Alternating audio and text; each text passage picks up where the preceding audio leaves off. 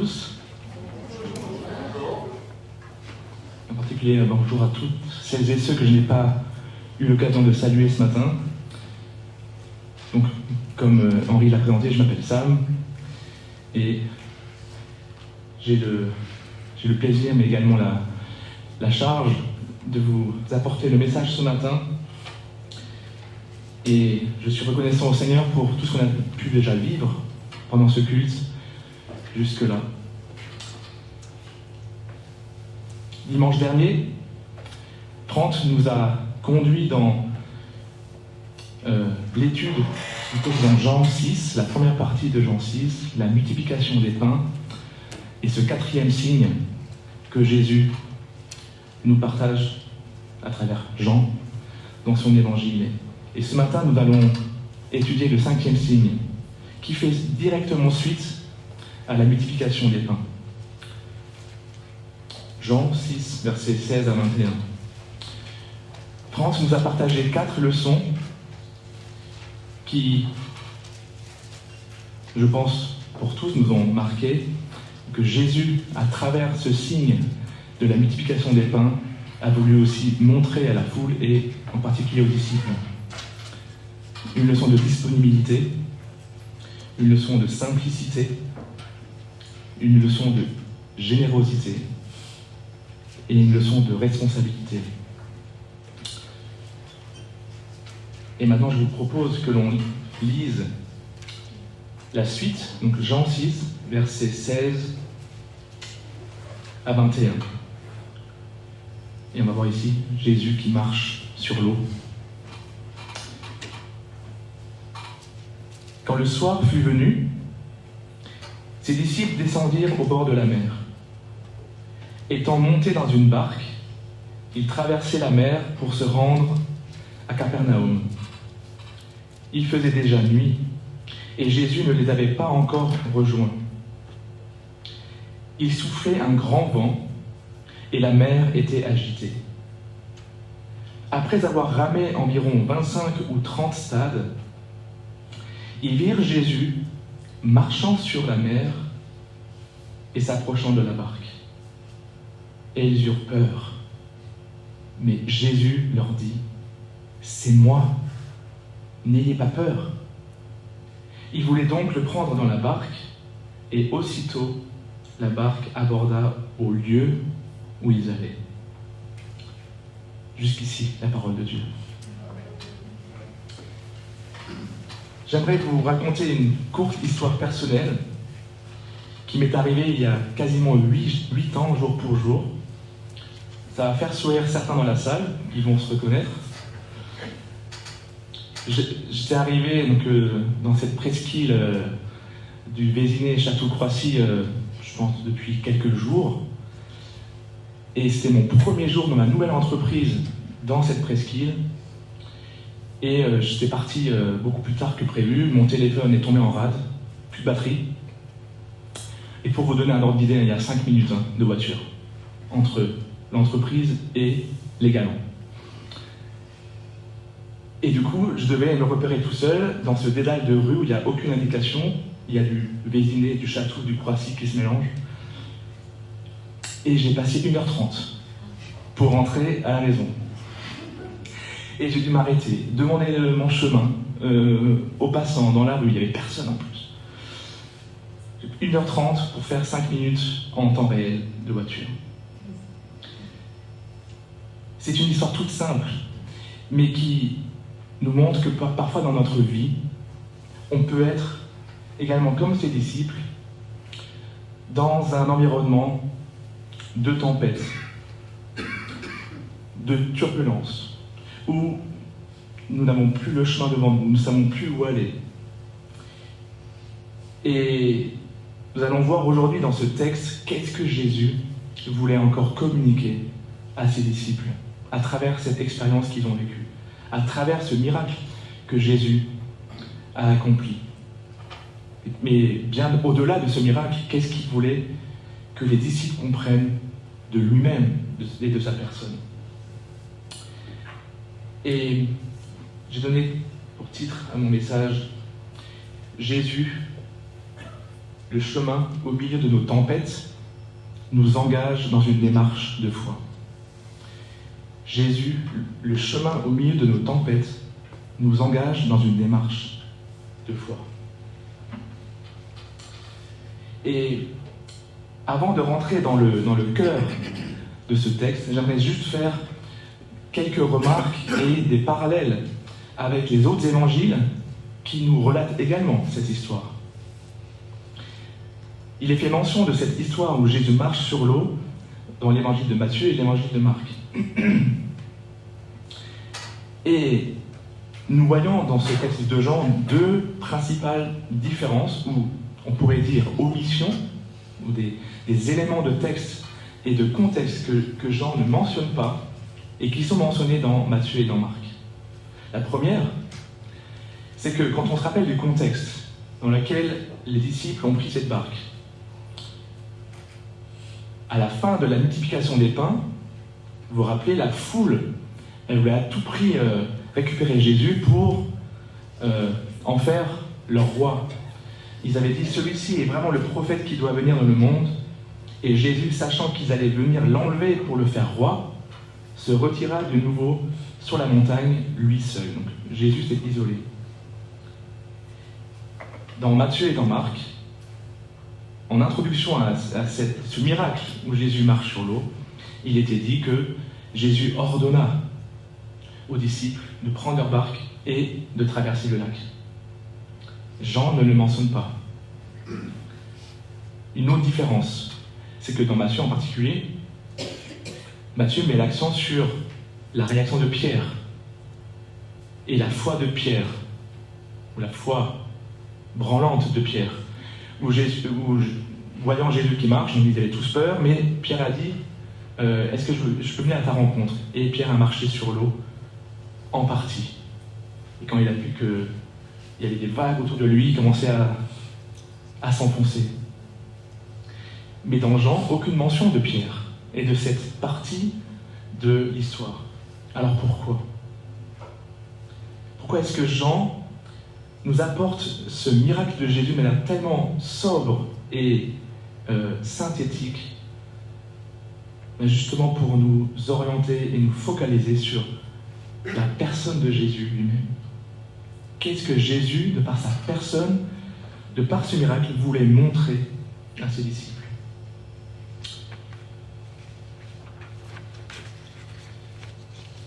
Ce n'était pas effectivement des éléments ou des attitudes des disciples ou du contexte que Jean voulait partager, mais réellement l'identité de Jésus. Et on voit dans Jean 20, verset 31, Jean qui dit que ces choses, son évangile, ont été écrites afin que vous croyiez. Alors qu'est-ce que Jésus veut nous montrer? Qu'est-ce qu'il a réellement aussi voulu montrer à ses disciples? J'ai à cœur de vous partager 3 leçons ou 3 vérités importantes que Jésus voulait montrer à ses disciples, que Jean relate dans son évangile et qui s'appliquent tout autant pour nous aujourd'hui.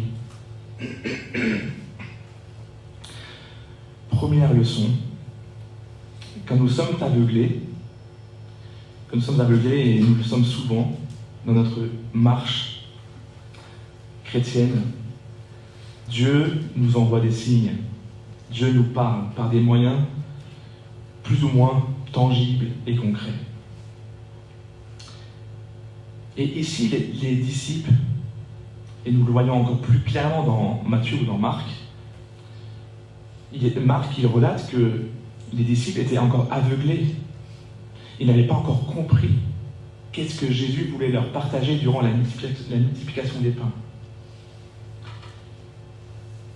Et à travers cette situation dans laquelle les disciples se sont mis, et ont été mis aussi par le Seigneur, devoir ramer dans cette tempête, ne pas pouvoir avancer, ne pas voir l'autre rivage, ces disciples étaient encore aveuglés de manière physique par la situation, mais également encore dans leur compréhension de qui était Jésus. Et ce qui est intéressant, c'est que là, au milieu du lac, donc, Jean fait mention de 25 ou 30 stades, qui c'est à peu près 185 mètres. Ça fait au total 5-6 km. Donc ils étaient au plein milieu du lac. Quand ils virent Jésus s'approcher d'eux, est-ce qu'ils étaient donc remplis de joie? Jésus vient à notre rencontre. Ils ont eu peur. Ils ont eu peur en voyant Jésus venir à leur rencontre, marchant sur l'eau.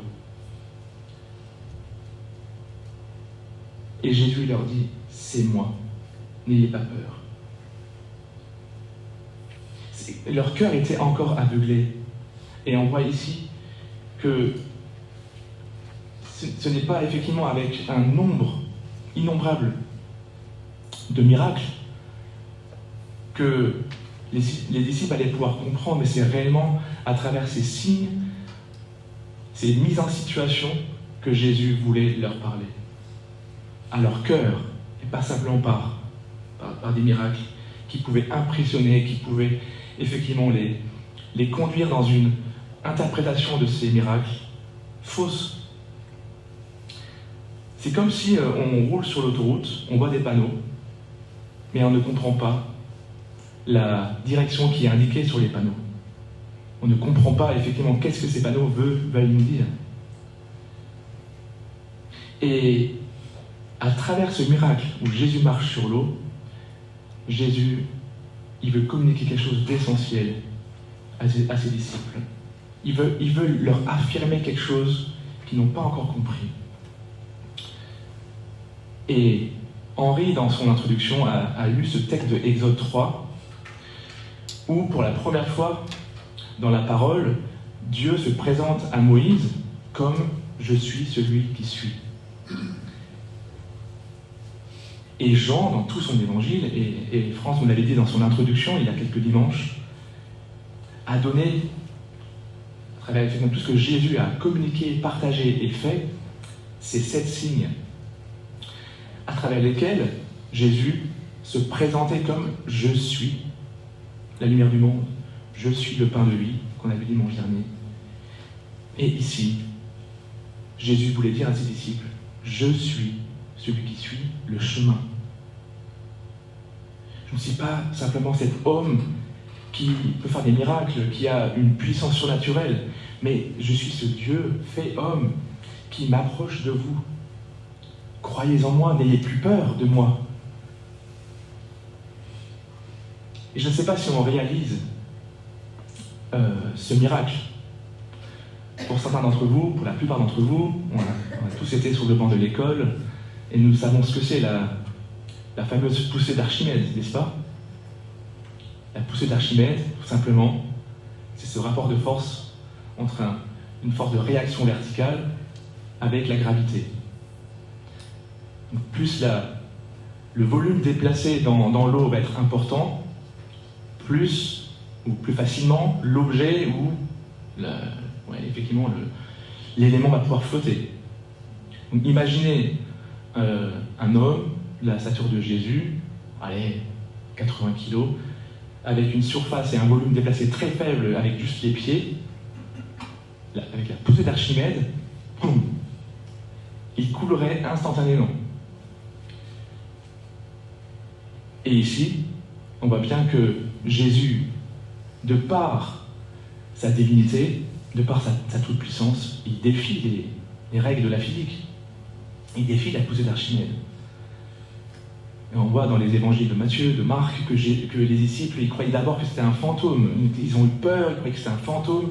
Ils ne croyaient pas tout de suite que Jésus, c'était Jésus devant eux et qu'il marchait sur l'eau.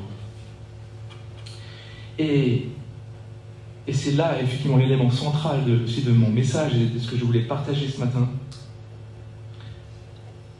Jésus avait toujours quelque chose à dire et à montrer à ses disciples bien au-delà et bien plus profond et grand que ces miracles ou ces actions surnaturelles qu'il pouvait accomplir. Et en particulier dans ce contexte, je trouve tellement beau et puissant cette parole de Jésus. Alors, dans notre texte, dans la seconde 179, c'est écrit « C'est moi, n'ayez pas peur ». Mais quand on reprend la traduction originale grecque, c'est « Je suis là, n'ayez pas peur », en faisant référence à ce que Dieu, comment Dieu, l'Éternel, s'était donc montré et présenté à Moïse. Et vous vous rappelez comment Moïse se sentait devant l'Éternel à ce moment-là. Il était complètement défait, il ne voulait pas, il avait peur d'aller auprès du peuple d'Israël, devant les Égyptiens, parler au Pharaon. Il avait peur. Mais Dieu est venu à lui dans ce buisson ardent, en se présentant à lui à travers ce feu, qui ne s'arrêtait pas, et il lui a dit « Je suis celui qui suis. N'aie pas peur, Moïse. Prends ton bâton et va. » Et je pense que dans nos vies, nous pouvons être comme ces disciples, parfois aveuglés par la situation, ou de par aussi une décision à prendre, où nous ne voyons pas encore au-delà de la décision, ou une situation personnelle au travail, dans la famille, des situations qui nous pèsent et qui peuvent nous aveugler et nous enlever la vision de Jésus lui-même. Nous ne voyons pas Jésus dans nos vies, parce qu'il y a du brouillard, parce qu'il y a des éléments qui viennent parasiter notre relation avec Christ. Et dans ces moments-là, et je peux le témoigner aussi de l'avoir vécu, alors pas avec cette petite histoire de GPS et de téléphone en rade, mais dans des situations beaucoup plus profondes et graves, comment Dieu vient à notre secours, nous montrer la voie par des signes, par des éléments tangibles, en fonction de nos besoins, en fonction de ce que notre cœur et notre situation le demandent. Jésus veut nous montrer le chemin. Et pas simplement nous montrer le chemin, mais à travers sa personne. Lui, je suis le chemin, la vérité et la vie, Jean 14. Il veut que nos yeux, notre regard, se redirigent de notre situation, qui peut être sans issue, et qu'on lève le regard vers Christ, et qu'on puisse dire « Viens, Seigneur, dans la barque, viens dans ma vie, parce que j'ai besoin de toi, je suis perdu, il y a des vagues qui m'environnent, je ne vois pas le bout du rivage, et j'ai besoin de toi. » Ça veut dire croire également dans sa toute-puissance, croire dans sa puissance à faire des miracles, croire dans sa souveraineté. Et je trouve beau la manière dont Jean présente ce miracle de manière tellement sobre, où il fait le focus sur Jésus seul.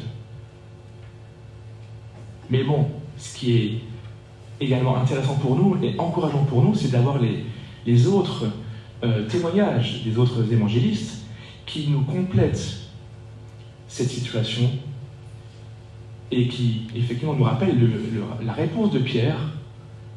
Effectivement, comme Pierre était tout le temps impulsif et spontané. « Seigneur, que faut-il que je fasse? Est-ce que je peux marcher vers toi? » « Oui, viens. » Et il marchait sur l'eau. Jésus lui donnait les capacités que Pierre n'avait pas intrinsèquement. Et dès lors que Pierre a détourné son regard de Jésus, il commençait à vivre la poussée d'Archimède.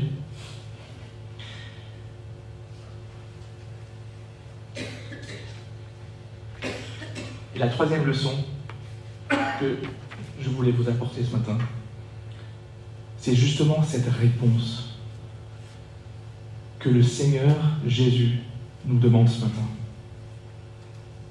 Il nous a montré qui est le chemin. Il nous a montré la voie qui nous mène au Père. Mais pour cela, il n'est pas simplement venu sur terre et remonté au ciel. Jésus a dû passer par la mort, jusqu'à la mort à la croix. Et ce matin, nous sommes donc témoins de ce témoignage de Jean, de ce miracle de Jésus, de ce signe qu'il a voulu transmettre à ses disciples, mais qui pour nous ce matin est tout autant encore vrai et pertinent et valable. Je ne connais pas toutes les situations dans vos vies aujourd'hui, vous ici présents, et ceux qui nous écoutez. Mais Dieu connaît chacun de vos besoins. Dieu sait où vous êtes. Jésus était seul sur la montagne. Il est arrivé au rivage. Il savait que les disciples allaient vivre cette traversée difficile. Il le savait. Et on le voit dans les autres évangiles. Jésus avait ordonné à ses disciples de faire la traversée. Il voulait les éprouver. Il voulait leur montrer quelque chose. Et de par ce témoignage qui complète le témoignage de Jean, on voit comment Dieu est bon envers nous, combien il est pédagogue, et il reste souverain sur les éléments naturels de sa création, comme les éléments et les conditions, les circonstances qui nous font face. Et si on revient à ce texte, le chemin vers lequel Dieu, encore ce matin, nous demande de nous diriger et de regarder, ce n'est pas cette barque, ce n'est pas par nos efforts, ce n'est pas par le fait que dès lors que Jésus est monté dans la barque aborda au lieu où ils allaient. C'est ça qui est incroyable, c'est que dans la temporalité de ce passage, on est mis dans cette situation où ils sont au milieu du lac, à 5 km au milieu. Bon là en tout cas, ils ont fait 5 km de navigation. Jésus apparaît aux disciples. Jésus leur dit, c'est moi, je suis celui qui suis, n'ayez pas peur. Il prit dans la barque, il voulait le prendre dans la barque, et aussitôt, la barque aborda au lieu où ils allaient. En réponse de la foi des disciples en Jésus, viens dans notre barque, Seigneur. Jésus a répondu, et la barque aborda. Et ils sont arrivés à l'autre bout du rivage. Et dans toute notre vie passée, dans notre vie présente, je pense qu'on peut tous, dans cette salle, témoigner de ces situations où, de par notre réponse de foi, notre démarche de foi envers Dieu, dans des choses toutes simples ou beaucoup plus profondes et compliquées, Dieu a répondu. Mais il nous demande cette démarche. C'est à nous de faire cette démarche de foi. Seigneur, je crois en toi. Oui, je crois que tu es le chemin, la vérité et la vie. Oui, Seigneur, je crois que tu es capable de me sortir de cette situation, de chasser le brouillard devant mes yeux, que je vois plus clair sur la direction où je dois aller. Et Seigneur, viens dans ma vie, viens dans ma barque. Parce que sans ta boussole, sans ta présence dans ma vie, je ne suis rien.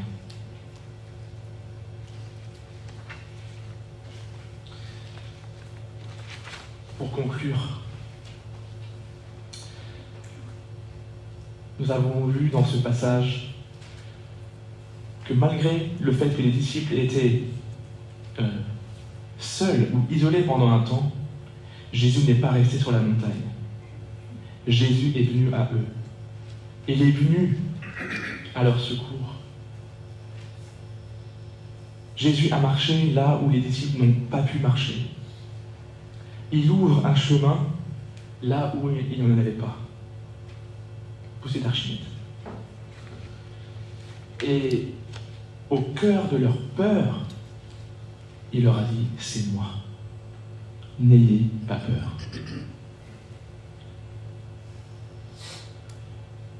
Et comme je l'ai dit précédemment, cela a coûté beaucoup à Jésus. Jésus, Dieu fait homme, venu à notre rencontre, dans notre humanité, dans notre péché. Ça lui a coûté la vie. Et ce chemin que Jésus a montré à ses disciples et nous montre aujourd'hui, il passe par la croix. Et à travers ce sacrifice de Christ à la croix,